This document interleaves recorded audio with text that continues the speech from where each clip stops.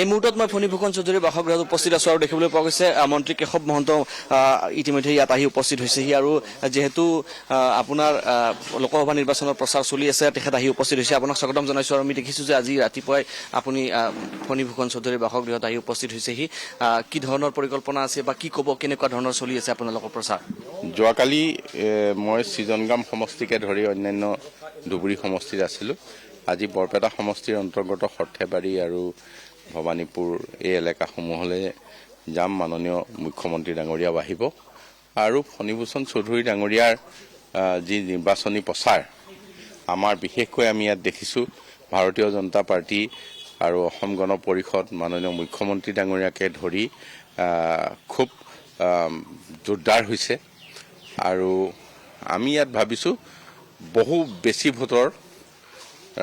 ডিফাৰেঞ্চত আমি ইয়াৰ পৰা নিৰ্বাচিত হ'ম 4 তাৰিখে আপোনাৰ মুখ্যমন্ত্ৰীয়ে ইয়াত বঙাইগাঁও সমষ্টিত তেখেতে আপোনাৰ এখন সভা সম্বোধন কৰিব 1 তাৰিখে আপোনাৰ পদযাত্ৰা আছে এই সামগ্ৰিক বিষয়টো বোলে কিমানমান মানুহ হ'ব বুলি আপোনালোকে ধাৰণা কৰিছে বঙাইগাঁও বিশেষকৈ আমি যেতিয়া এজিপিৰ সভা সমিতি পাতোঁ খুব সাধাৰণভাৱে বহুত মানুহ হয় ইয়াত এতিয়া এজিপি বিজেপি দুইটা দল লগ লাগি যেতিয়া হ'ব এখন বৃহৎ হাজাৰ হাজাৰ হাজাৰ লোকৰ এটা সমাৱেশ হ'ব CPIMে আপোনাৰ তেখেতসকলে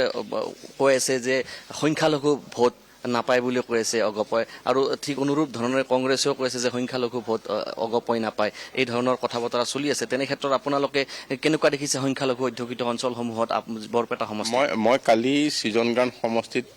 3খন সভাত উপস্থিত আছিলোঁ তেতিয়াতো দেখিছোঁ সংখ্যালঘু সম্প্ৰদায়ৰ লোকে যথেষ্ট উৎসাহত আগবাঢ়ি আহিছে আৰু অসম গণ পৰিষদৰ যিটো আমি দেখিবলৈ পাইছোঁ য'ত ইয়াত সংখ্যালঘু বহু বিধায়ক আছিল বহু কেইবাজন ইয়াত অসম চৰকাৰত তেতিয়া মন্ত্ৰী হৈছিল গতিকে সংখ্যালঘুৰ ক্ষেত্ৰত বিশেষকৈ ধৰ্মীয় সংখ্যালঘুৰ ক্ষেত্ৰত আমাৰ এটা খুব সুসম্পৰ্ক আছে আৰু এটা কথা আপোনাক জানিব বিচাৰিছোঁ যে ধুবুৰী লোকসভা সমষ্টিক লৈ পেলাই চকু আছে যিহেতু 7 তাৰিখে ধুবুৰী লোকসভা সমষ্টিত নিৰ্বাচন হ'ব আৰু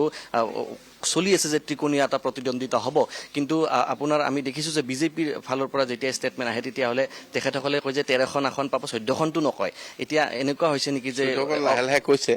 এতিয়া কোৱা নাছিলোঁ এতিয়া কৈ আছে আমি ধুবুৰীত ঘূৰি যিটো পাইছোঁ যে আমাৰ যিটো AIDF আৰু কংগ্ৰেছৰ যিটো প্ৰতিদ্বন্দ্বী এই প্ৰতিদ্বন্দ্বিতাৰ মাজত আমাৰো এইবাৰ কেইবাটাও সমষ্টি এনেধৰণে তাত অন্তৰ্ভুক্ত হৈছে য'ত আমি বহু ভোটৰ লিড ল'ম গতিকে আমাৰ অংকটো আমি ওলাই আছোঁ তাত দেখিবলৈ পাইছে অংক ওলাই থকা বুলি উল্লেখ কৰিছে আৰু আয়ুষ আছে মোৰ সৈতে আৰু ফণীভূষণ চৌধুৰীৰ বাসগৃহত মই উপস্থিত আছোঁ আৰু মন্ত্ৰী কেশৱ মহন্ত ইয়াত আহি পেলাই উপস্থিত হৈছে আৰু তেখেতে যথেষ্ট গুৰুত্বপূৰ্ণ কথা কৈ আছে যে